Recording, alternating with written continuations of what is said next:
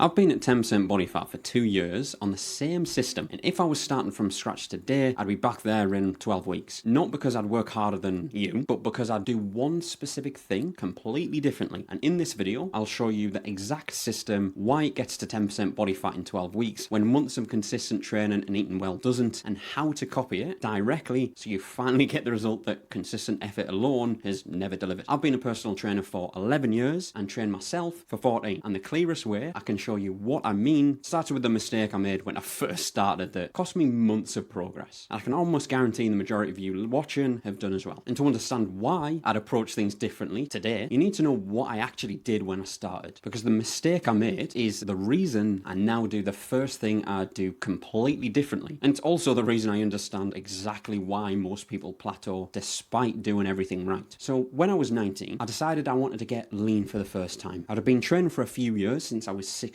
I'd got stronger, the body composition was improving, definitely, but I wanted to actually see my abs, and I wanted it to happen faster. As you can imagine, when you're 19, you want to just impress other people. So I did what most 19-year-olds would do when they want to speed up fat loss. I stopped eating as much. No tracking calories, no baseline, no understanding of what I was actually consuming or what my body actually needed. Just less food, more training, and the assumption that the result would follow if I was disciplined enough about it. And when I say less food, I really mean less food. Because back in those days, there was the forums, there was a lot of YouTube videos, but there's a lot of bro science out there as well. And for a few weeks, it felt like it was working. The scale was going down, I felt lighter, it seemed like the approach was producing the result I wanted. And then I decided I want to take it even further. And that's where it went properly wrong. I kept dropping the calories, kept the training volume high. And what happened was a total surprise. I was losing weight, yes, but I wasn't getting shredded like I wanted. I was getting weaker in the gym in terms of my lifts I've been smashing for months in the last couple of years since I started was suddenly going backwards. I was losing muscle along with the fat because I'd cut my calories so low that my body had no choice but to start eating into my gains right along with the fat I was trying to shift. And I actually remember looking at myself in the mirror with a t-shirt on and just looking like I'd been on some weird shake diet or something. It made me feel like I wasn't that guy who went to the gym anymore. And by the way, the structure I'm about to give you, which actually works, is already laid out in the Soft to Lean program. It's linked in the description, and it's built around getting 10% body fat without spending hours in the gym. It's linked below. I ended up looking smaller instead of leaner, which, if you haven't been there, is seriously one of the most soul-destroying things that can happen when you're training. Months of graft only to see the physique you'd been trying to build completely shrink. Not ideal, mate. And the reason it happened was embarrassingly simple once I actually looked at it. I was guessing what I was eating, but being totally disciplined about it, but still just guessing. And the gap between what I thought I was eating and what I actually needed was so big, it gave me the exact opposite result. Tracking sorted that out straight away though, not forever, but long enough to get my real baseline. Figure out the specific deficit that would actually make me lose fat without losing all the muscle I'd actually built up, albeit not loads when I was that age. But if I could go back to getting those newbie gains, honestly, it was amazing. And I also stopped treating the most important part of the whole process like something I could just wing. And here's what that experience taught me that I bring up with pretty much every client I work with now. The calorie deficit isn't just about eating less, it's about eating the right amount of less, specifically to your body, your training, and your starting point. Too much, and you lose loads of muscle alongside the fat and end up looking smaller rather than leaner. Too little, and nothing moves. Although the right amount, found through actual data rather than just guessing, is what produced the result. And that's the first thing I'd lock in on day one if I started today. But my story is only one version of this problem, and the version I see far more often is the one that caught a client of mine completely off guard after 4 years of training, of trying to fix the same exact thing. Because I can't say I work with loads of 19-year-olds. So my client here, had been trying to shift the same 20 pounds for 4 bloody years when he came to me. 4 years of genuinely putting in the graft, but he hadn't really got anywhere with that. So he was pushing 40, he had 2 kids, demanding job, the kind of person who's got his shit together, and is totally on it in other parts of his life. But he'd look at this one thing and think, I get results with everything else I focus on. So why is this one thing I can't nail? And that specific frustration is one of the most common things I hear from clients. And it's mainly because people who are very capable everywhere else aren't used to putting in this graft and then getting nothing back in return. And he wasn't just messing about in the gym either. He was in there 3, 4, sometimes even 5 times a week, genuinely thinking he was eating well, cutting out the obvious junk food, keeping things clean and sensible during the week. And as far as he could tell, he was doing everything right. But here's the question I now ask every single client before I look at the training, the program, or pretty much anything else. And it's the question I wish someone had made me answer when I was younger. What are you actually eating across a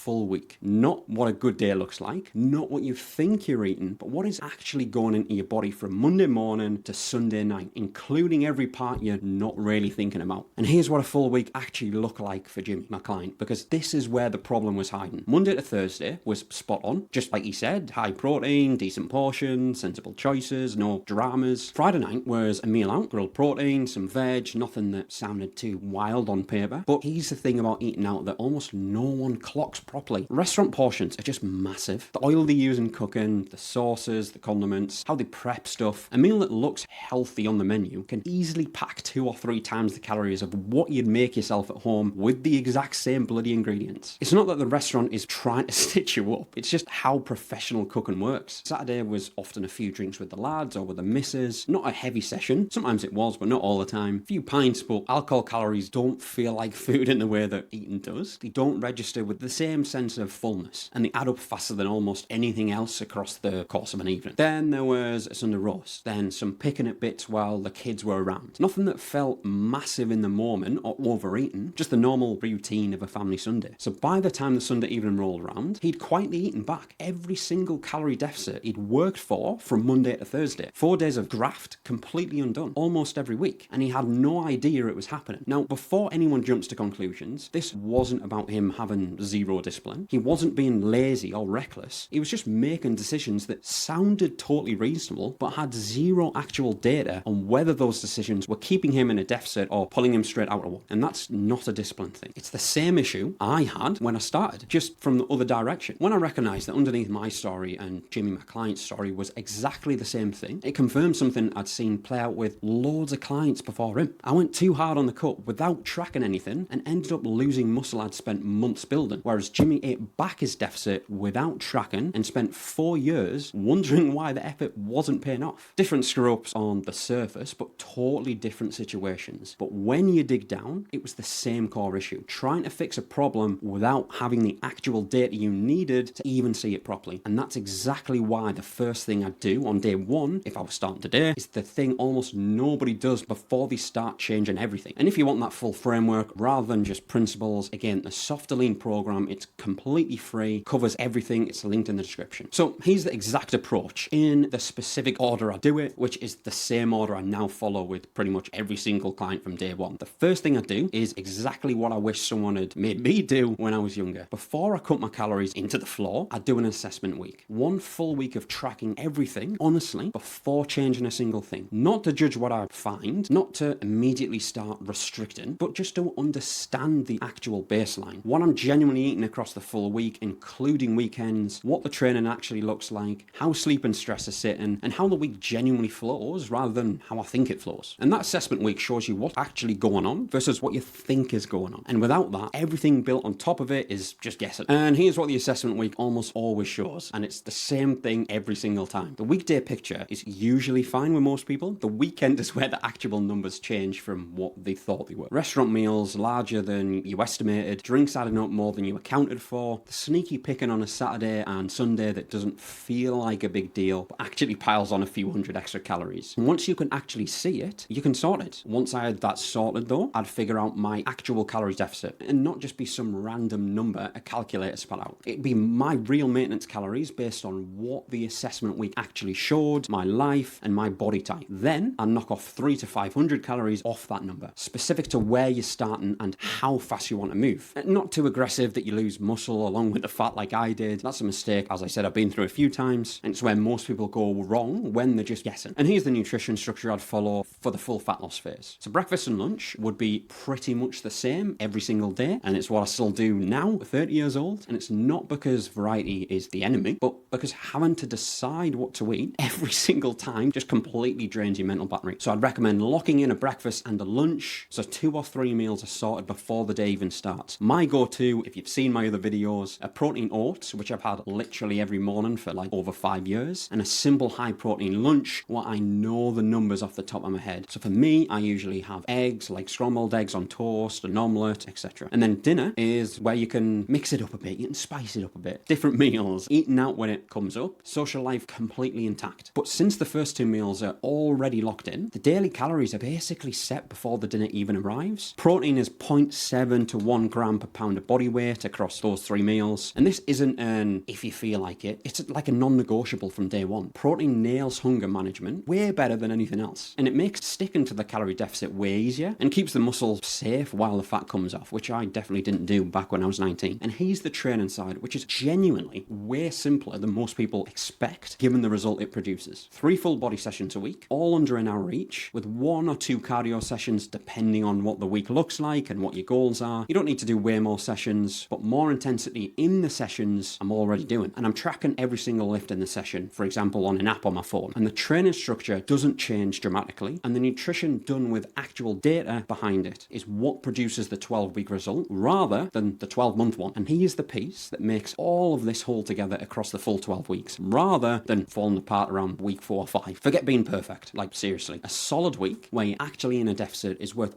way more than smashing it Monday to Thursday and letting it all go to pot at the weekend. Just having a rough idea of how many calories are in that pub meal or what a few beers add up to stops you from completely wrecking your progress. It's literally that simple. And it's that awareness which is often the only thing that separates a diet that actually works from one that feels like it's working when you check your app on a Monday morning. I know what you're probably thinking though at this point, that this sounds like a lot of tracking and structure for 12 weeks. And here's the honest answer. That first month needs your full attention. The assessment week, figuring out your baseline, sorting your meals, getting the tracking of your lift styles. But after that, once you know your numbers and the routine is there, the whole thing runs pretty much on autopilot. Jimmy, my client, doesn't track anymore. I haven't properly tracked in years. I will every now and again when I need to tidy things up. But those first few weeks of honest data when you're in a fat loss phase, the ones that felt like the more structured slog, that's the foundation that makes everything else after it actually work. And then once the deficit is real, the protein's sorted, and the weekend isn't secretly undoing the whole week, the fat starts dropping. And it will drop consistently. Finally, without that mystery of why putting in the effort wasn't producing the result. But here's where most people then hit something they genuinely didn't see coming. And the weird part is, it's got nothing to do with food. There are things going on in the background most people have never thought about. And it makes the whole thing feel harder and slower than it should be. And it's not because the plan's wrong, but because they've been referencing the progress against a standard that was never realistic for them in the first place. And I made a video about exactly what that standard is and why it's been making everything feel impossible. And I've got that over here. So watch that next because it'll change the way you think about the whole thing.